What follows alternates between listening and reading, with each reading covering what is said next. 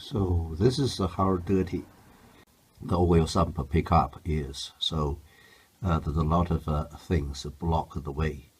I'm going to try to clean the oil sump pickup to see if we can solve the oil pressure problem.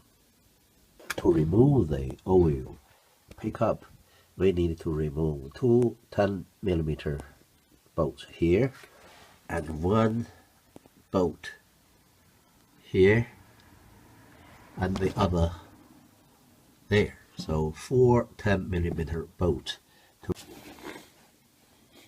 This is the oil pickup I have removed. There's some big soft things I have removed from this pickup.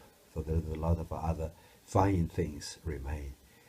We were going to soak it for several hours in glycerin, and then we're going to have a good clean. I remember to have the gasket is around here.